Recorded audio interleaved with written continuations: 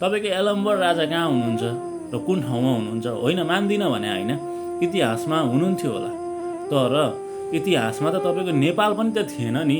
जब पृथ्वीनारायण शाहले एकीकरण गर्नुभयो तब न नेपाल रह्यो। नेपाल त तपाईँको त पृथ्वीनारायण शाहले एकीकरण गरिकन नेपाल भएको, कुनै एलम्बरले एकीकरण गरेर नेपाल भएको होइन। तपाईँले यदि साँच्चीकै नेपाल खोज्दै हुनुहुन्छ, एलम्बरको नेपाल खोज्दै हुनुहुन्छ भने यति ठुलो नेपाल थिएन होला।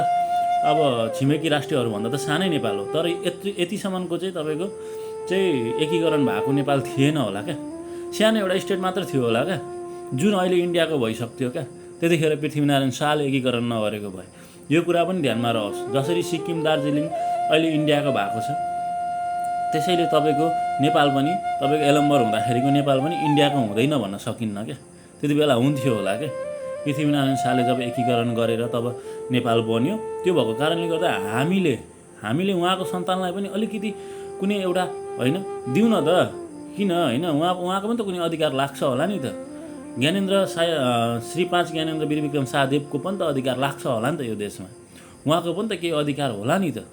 अनि त्यो अधिकार चाहिँ उहाँलाई दिउँ न त, अभिभावकको अधिकार चाहिँ दिउँ न त भनेर चाहिँ तपाईँको हामीले बोलिरहेको हो, हामी सडकमा आइरहेको हो, हामी टिकटकमा आइरहेको हो के। फोगट्टी आएको पनि होइन, हामीलाई भ्युज लाइक कमेन्टको लागि पनि आएको होइन। हामी आएको भनेको हाम्रो अभिभावकलाई चाहिँ जसरी हुन्छ, जुन यो अहिलेको 2/3 सरकार होस् या तपाईँको जेसुकै होस्, जुनै स्थितिमा पनि तपाईँको जनतालाई चाहिएको अभिभावक।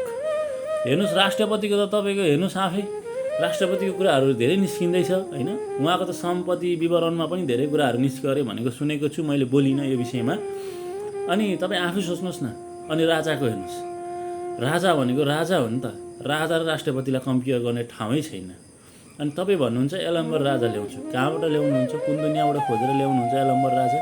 हो, एलम्बर राजा थिए, तर तपाईँको अहिले भएको राजा भनेको त श्री 5 ज्ञानेन्द्र वीरविक्रम शाहदेव होइन र भने यो त तपाईँलाई पनि त थाहा छ। हामी उहाँकै बाजेहरूको शासन पनि त हामीले हेरेकै हो होइन। तपाईँको कुनै पनि विभेद थिएन क्या देशमा। यो विभेद भनेको तपाईँ हामीहरू जस्तो मान्छेले नै गरे हो, राजाले विभेद गरेको होइन। राजाले यदि विभेद गरेको भएदेखि यत्रो तपाईँको होइन राजतन्त्रैलाई चाहिँ छोडेर चाहिँ राजा हिँड्दैनन् थियो होला।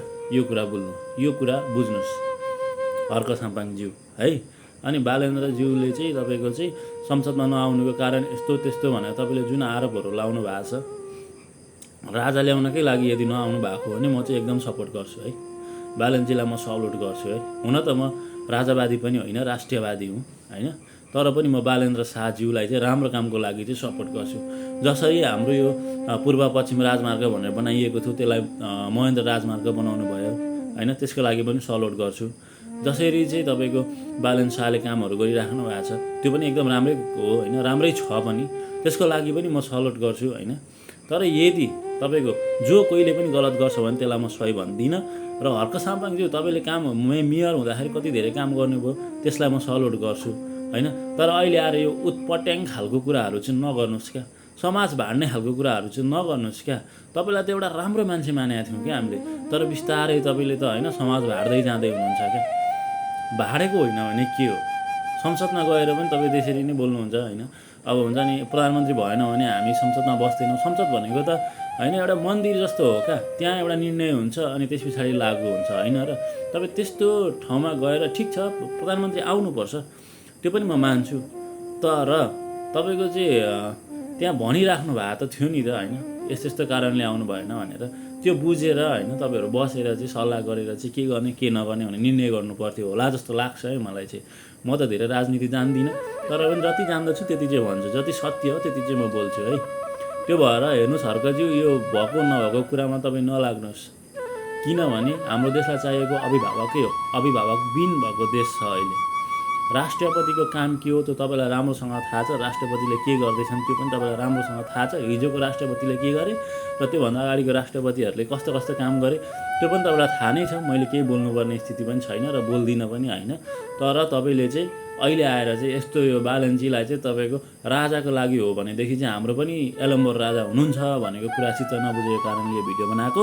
यदि गल्ती भयो भने माफ गरिदिनु होला। धन्यवाद। जय नरेश।